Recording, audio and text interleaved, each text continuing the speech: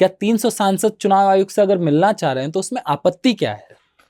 देखिए, किसने कहा कि आपत्ति है और किसने मना किया मिलने के लिए? चुनाव आयोग ने 30 सांसदों को आने के लिए कहा। डेलीगेशन जा सकता था, मिल सकता था, पर जिन लोगों को ड्रामा करना है वो ये तर्क लेकर के आए कि 300 सांसद मिलना चाहते हैं। मैं तो उनसे एक प्रश्न पूछता हूं, इंडिया अलायंस की जब मीटिंग होती है तो 300 सांसद बैठते हैं क्या?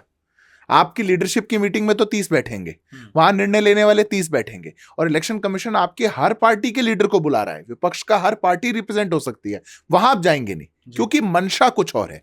वास्तव में देश आज उस कगार पे खड़ा हो चुका जहां विपक्ष के कुछ नेता जो कि शहजादे हैं, जो समझते हैं कि ये देश कानून और संविधान से नहीं चलेगा, जिनको आदत हो चुकी है कि जैसा हम चाहते थे वैसा इस देश में होता था, हम जहां अपने ड्राइंग रूम में बैठ करके, लॉन में बैठ करके जिसको जो चाहते थे वो वैसा करा करता था, वो देश को आज भी वैसे ही चलाना चाहते हैं। ये देश कानून से चलता है, संविधान से चलता है। आपको इलेक्शन कमीशन के सामने बात रखनी है तो ड्रामा मत करिए। इलेक्शन कमीशन बुला रहा है, जाइए, मिलिए। कर्नाटक में भी यही हुआ। इलेक्शन कमीशन ने कल मिलने का समय दिया, आज प्रेस कॉन्फ्रेंस करेंगे। इलेक्शन कमीशन जब मिलने बुलाएगा तब नहीं मिलेंगे, पर मीडिया में आकर के एक नैरेटिव गढ़ने का प्रयास करेंगे, क्योंकि अपनी विफलताओं का ठीकरा किसी और के सर फोड़ना है। आप कह रहे संविधान से चल रहा है देश, वो तो कह रहा है संविधान कॉम्प्रोमाइज हो चुका है। सारी संवैधानिक संस्थाएं जो है वो बीजेपी की कठपुतली बन चुके हैं, चाहे चुनाव आयोग हो, चाहे माननीय न्यायालय हो, सभी को तो वो कह रहे हैं। देखिए, जिन्होंने संविधान को तार तार किया हो और कॉम्प्रोमाइज किया हो, यही तो उनको दिखेगा, और क्या दिखेगा? जिन लोगों ने इस देश के अंदर संविधान को इमरजेंसी लगा करके बदलने का काम कर दिया हो, कोर्टों पे ताले लगा करके, मीडिया हाउसेस पे ताले लगा करके बदलने का काम कर दिया हो, वो संविधान की क्या इज्जत करेंगे? आज आप मुझसे बात कर रहे हैं, आप विपक्ष के लोगों से भी जाकर बात करिए, जिससे मर्जी बात करिए। ये दौर इमरजेंसी में नहीं था, ताले लगे थे। आपकी वीडियो की सेंसरशिप होगी, प्रिंट की सेंसरशिप होगी। जिन लोगों ने ये दौर, देश में ये कालखंड छोड़ा हो, उनको आज भी ऐसा ही लगेगा। मैं मानता हूं ये देश संविधान के तहत बन रहा है, और संविधान का आर्टिकल 324 देश की इलेक्शन कमीशन को इलेक्टोरल रोल बनाने का अधिकार देता है। उस पर अगर किसी को आपत्ति है तो रिप्रेजेंटेशन एक्ट है, उसका सेक्शन 20(3)(b ये कहता है कि अगर आपको इलेक्टोरल रोल पे कुछ भी बात कहनी है तो आपको अंडर ओथ कहनी पड़ेगी। उसके बाद अगर सेक्शन 31 पीपल्स रिप्रेजेंटेशन एक्ट का है, अगर आप गलत जानकारी देंगे तो फिर आपको अकाउंटेबल रहना पड़ेगा। राहुल गांधी को इससे फर्क थोड़ी है, उनने तो घर बैठे हैं, बोल दिया, बोल दिया तो बोल दिया। अब संविधान में लिखा है, कानून में लिखा है, ओथ में देना है, नहीं देना, उनको मतलब थोड़ी। अरे बड़े परिवार के हैं जिन लोगों ने अपनी इस मंशा के कारण देश को इस कटघरे में खड़ा करा कि आज पूरी चुनावी प्रक्रिया पर लालछन लगाने का वो काम कर रहे हैं। ये अपने स्वार्थ के कारण कर रहे हैं, और स्वार्थी लोगों का मुझे नहीं लगता लोकतंत्र में कोई अच्छा स्थान है। उन्होंने कह दिया, कह रहे मैं नेता हूं भाई, मैं झूठ थोड़ी ना बोलूंगा। तो झूठ नहीं बोल, एफिडेविट है, नेता ही तो है। अगर झूठ नहीं बोलोगे तो ओथ क्यों नहीं दे देते? मैं आपसे एक प्रश्न पूछता हूं, आप तो नेता हैं, जान रहे हैं, और आप केवल राजनीति करने के लिए झूठ का ये प्रपंच कर रहे हैं। आप सुप्रीम कोर्ट में जाएंगे, और मैं तो पेशे से वकील हूं, क्या आप जाकर के कह सकते हैं मैं एफिडेविट साइन नहीं करूंगा, मैं तो नेता हूं? क्या आप जाकर के किसी और अथॉरिटी को कह सकते हैं अरे मैं तो नेता हूं, मैंने ओथ ली है, मैं जो कहूंगा सच कहूंगा?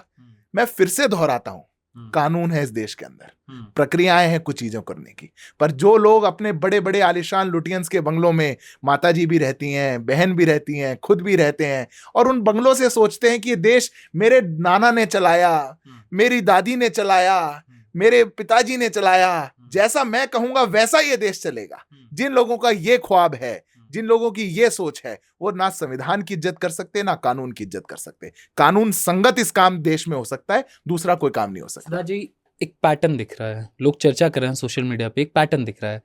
ईवीएम पे सवाल उठाना, चुनावी संस्थाओं पे सवाल उठाना, लोकतंत्र पे सवाल उठाना, और ये कहना कि पूरी दुनिया इंटरवीन क्यों नहीं कर रही है, भारत में तो लोकतंत्र खत्म हो चुका है। और अब जिस तरीके से चुनावी बाइकॉट की बातें हो रही हैं, एसआईआर को लेकर जो विरोध हो रहा है, लोग ये कह रहे हैं क्या एक पैटर्न इंडिया के अंदर बांग्लादेश वाला अपनाने का प्रयास हो रहा है? क्या देश को अस्थिर करने का प्रयास हो रहा है? क्या भारत को बांग्लादेश बनाने का प्रयास हो रहा है?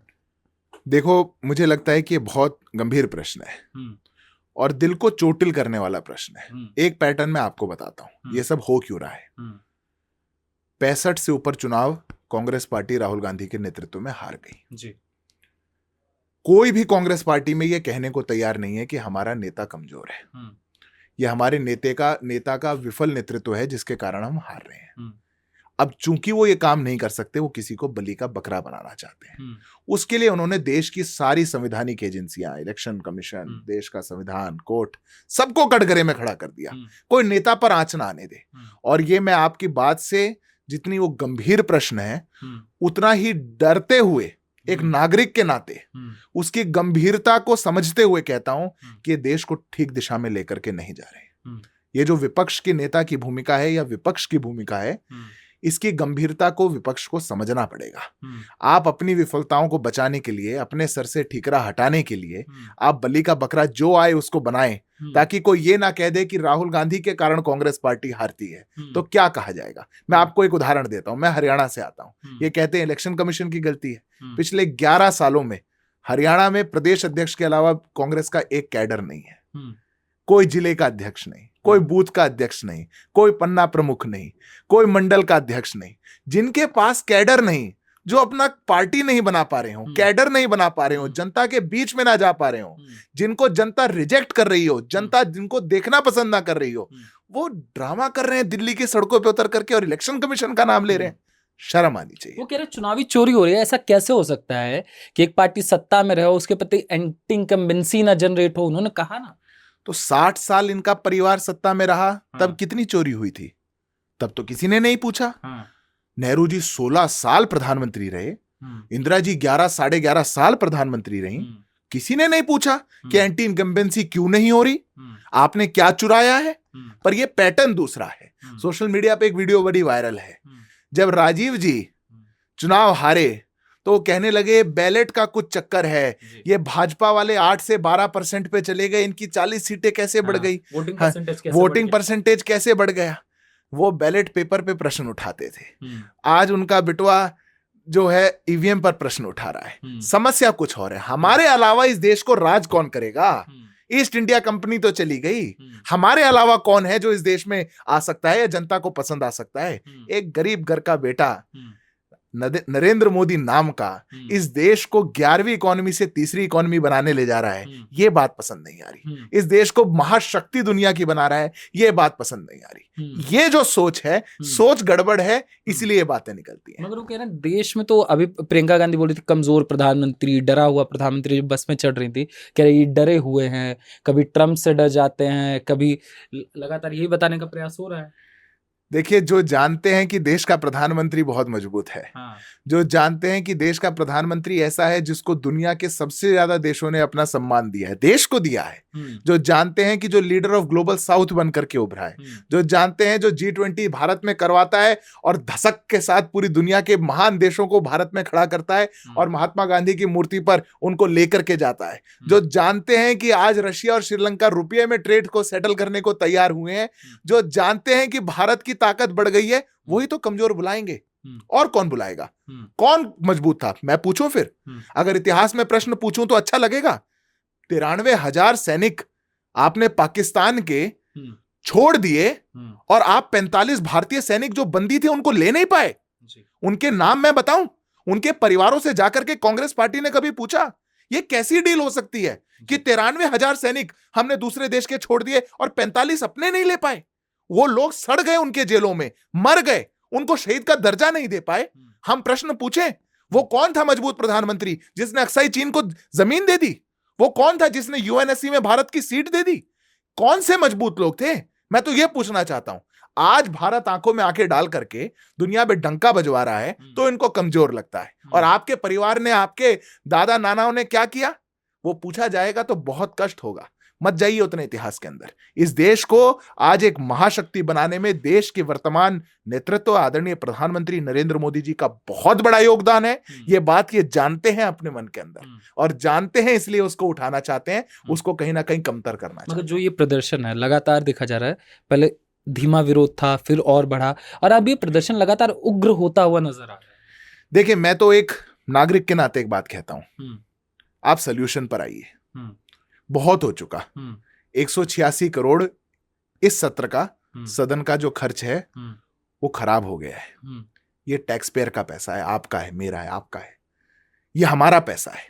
सदन है चर्चा के लिए, विपक्ष आए, कंस्ट्रक्टिव चीज लेकर के आए, कोई सरकार की स्कीम की बात करिए, कोई सरकार की नीति की बात करिए, कुछ एमएसएमई पर बात करिए, कुछ एम्प्लॉयमेंट पर बात करिए। हम कह रहे हैं, सोचिए, ये दिन आ गए हैं, 21वीं सदी है, देश की सरकार कह रही है कि हमने इतनी नीतियां बनाई, आइए बात करिए।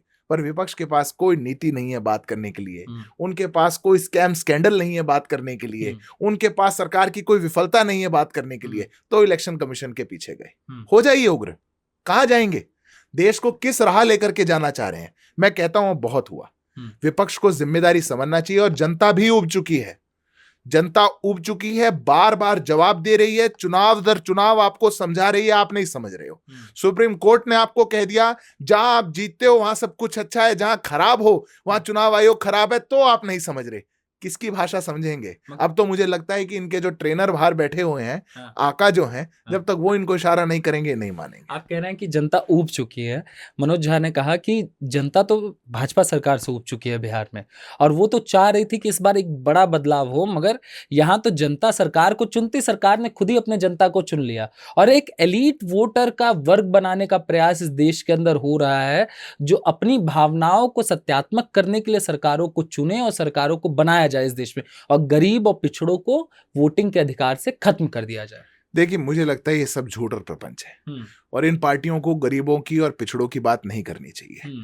ये जॉब फॉर लैंड वाले लोग हैं, ये वो लोग हैं जिन्होंने गरीबों को, पिछड़ों को, अति पिछड़ों को ही लूट लूट कर अपनी सरकारें, अपने सिंहासन बचाए रखे। ये लोग बात ना करें तो ठीक है, मैं तथ्य पर एक एक चीज पर बात करने को तैयार हूं। क्या कहते हैं मनोज झा जी कि किस एलिट वर्ग को बना रहे हैं? कौन सा एलिट वर्ग? जिन 11 डॉक्यूमेंट्स, 12 डॉक्यूमेंट्स जो इलेक्शन कमीशन ने मांगे, उनमें से कोई एक आपको देना है। ये फैक्ट आप क्यों नहीं बता रहे कि अगर उनमें से एक भी नहीं होगा तो भी बीएलओ जाकर के फिजिकली वेरीफाई कर सकता है, प्रधान से पूछ करके, पड़ोसी से पूछ करके कि आप यहां रहते हैं। जिस पर कोई कागज नहीं है उसका भी वेरिफिकेशन हो सकता है। पर आप वेरिफिकेशन नहीं चाहते, आप चाहते नहीं कि ये पता चल जाए कौन वोट कर रहा है नहीं कर रहा। कहानी दूसरी है, मीडिया में कैमरा के आगे आकर के कहेंगे एलिट वर्क करना चाह रहे हैं, ये वर्गीकरण करना चाह रहे हैं, और पीछे जाएंगे और कोशिश करेंगे घुसपैठियों का वोट मिले, पीछे जाकर के कोशिश करेंगे कि जो भारत का नागरिक नहीं है उसका वोट मिले, पीछे जाकर के वोट के साथ धांधलेबाजी करना चाहेंगे। ये अब देश में नहीं चलेगा किसी भी पॉलिटिकल पार्टी को। और हम 21वीं सदी में, मुझे समझ नहीं आता क्या समस्या हो सकती है ये कहने में कि हम वोटर्स का वेरिफिकेशन कर लेते हैं। क्या समस्या हो सकती है? 1.5 लाख बीएलए जो पॉलिटिकल पार्टी के एक्टिविस्ट होते हैं वो इस प्रक्रिया में शामिल थे। 62 लाख लोगों को इसमें से नाम हटाए गए हैं, कुछ तो मृत हैं, कुछ का डबल आईडी पाया गया। आप 1.5 लाख लोग मिलकर के 1 महीने का ऑब्जेक्शंस का समय है, 5-5 लोगों के भी घर गए एक दिन के अंदर, आप 62 लाख पूरे नहीं कर लेंगे। प्रपंच और झूठ पूरा है। एक केस बिहार के अंदर आप ये लेकर के आइए कि ये व्यक्ति था जिसका गलत वोट काटा गया, ये व्यक्ति था जो यहां रहता था पर इसका वोट काट दिया गया, ये था जिसने वोट किया पिछली बार, इस बार जान करके नाम काटा गया। कोई केस नहीं है, कोई नाम नहीं है, एक व्यक्ति, एक गांव, एक जिला, एक मोहल्ला नहीं है, पर पूरी कहानी ये सुनाएंगे, मीडिया के कैमरे के आगे आकर कहेंगे देखो ये भाजपा की साजिश से हो रहा है। ये देश के साथ मजाक बंद करिए, थोड़ी सी गंभीरता लाइए, और ये चुनावी प्रक्रिया को लेकर के सवाल है तो उतनी प्रक्रिया, उतनी गंभीरता तो आपको रखनी पड़ेगी। मगर आप जो कह रहे हैं, वहां तो बिहार चुनाव में कहा जा रहा है कि बिहार को तो एक सामाजिक न्याय की आवश्यकता थी, उस सामाजिक न्याय को लाने के लिए तेजस्वी यादव तैयार बैठे हुए थे, युवाओं को रोजगार देना, पलायन, सामाजिक न्याय, इस मुद्दों को लेकर चल रहे थे, मगर इनको अलग चीज में ढकेल दिया गया। किसने धकेला? हम कह रहे हैं कि आप चुनाव पे बात करिए, हमने कहा कि आप एसआईआर पर ही बात करिए, हम कह रहे हैं एसआईआर की प्रक्रिया हो रही है, आप कंट्रीब्यूट करिए। आप किसी और विषय पे बात नहीं करना चाहते। आपने प्रेस कॉन्फ्रेंस करी एसआईआर पे, हमने जबरदस्ती थोड़ी पकड़ के बैठाए थे, हमने थोड़ी आपको बैठाया था कि आप चुनाव आयोग पे ही बोलो, हमने थोड़ी बुलाया कि एसआईआर पे बोलो। कह रहे हैं बिहार गंभीरता की स्थिति में है, मगर जो मौजूदा सरकार है वो ध्यान नहीं दे रही। जैसे जंगल राज की जो परिकल्पना बताई गई, विधानसभा में दोनों पक्षों ने अपनी अपनी बात को रखा, मगर तेजस्वी यादव ट्विटर पे आते हैं, कहते हैं जंगल राज नहीं, बिहार में तो तालिबानी राज चल रहा है, और कानून व्यवस्था खत्म हो चुकी है, चीजें खत्म हो चुकी है, जो युवा है वो पलायन कर रहा है, रोजगार की स्थितियां खराब है, मगर सरकार वहां ध्यान ना देने के बजाय एसआईआर कर रही है। आवश्यकता ही नहीं है। देखिए, मैं पहली बात तो स्पष्ट कर दूं, सरकार एसआईआर नहीं कर रही, इलेक्शन कमीशन एसआईआर कर रहा है। सरकार अपना काम कर रही है। हम्म। तेजस्वी जी आरोप लगाना चाहते हैं, स्वागत है उनका। हम्म। मैं तो कहता हूं स्वागत है। हम्म। आपको, आप तालिबानी कहना चाहें तालिबानी कहिए, हम्म। आप इसको जो शब्द देना चाहें आप वो करिए, बिहार की जनता तय करेगी। हम्म। जंगल राज के बाद बिहार ने क्या बदलाव देखा है ये बिहार की जनता जानती है। हम्म। बिहार ने कितनी तरक्की देखी है, प्रगति देखी है, बिहार की जनता जानती है। आज बिहार के अंदर एक स्वप्न पैदा हो पा रहा है, ये बिहार किस कारण से कर पा रहा है ये जनता जानती है। तो आप अपनी बात, अपना पॉलिटिकल नैरेटिव चलाइए, कोई बात नहीं, आप चलाते रहिएगा, पर जो आप एसआईआर एसआईआर एसआईआर एसआईआर की रट रहे हैं, ये दिखाता है कि आपके पास कोई और मुद्दा नहीं है। सरकार के खिलाफ उठाने के लिए आपके पास कुछ नहीं है। इसलिए अब आप चुनावी प्रक्रिया पर, अपनी आती हुई हार पर, आप उन चीजों को देख करके घबरा रहे हैं और इसीलिए बातों को कर रहे हैं। लास्ट फिर खत्म करेंगे, एसआईआर से प्रभाव क्या पड़ने वाला है देश भर में? देखिए, मेरा मानना है कोई भी देश, कोई भी संप्रभु देश, सोवरेन कंट्री का ये अधिकार है और ये संविधान कहता है और कानून कहता है कि वो केवल अपने नागरिकों को वोट डालने का अधिकार दे। हमारे देश में इस प्रक्रिया को बहुत अच्छे से करा जाना चाहिए, सब पार्टियों को साथ लेकर के करा जाना चाहिए। और अगर अच्छी एसआईआर होगी, कोई घुसपैठिया, कोई भारत विरोधी ताकत, किसी प्रकार का डबल वोटिंग करने वाले लोग, किसी प्रकार के बाहुबल से चुनाव के लोगों को प्रभावित करने वाले लोग, इन लोगों को अवसर नहीं मिलेगा। स्वस्थ लोकतंत्र की स्थापना हो पाएगी, अच्छे चुनाव हो पाएंगे। ये बात विपक्ष भी जानता है। सबकी भागीदारी होकर के इस प्रक्रिया को सुनिश्चित करना चाहिए, यही उद्देश्य है।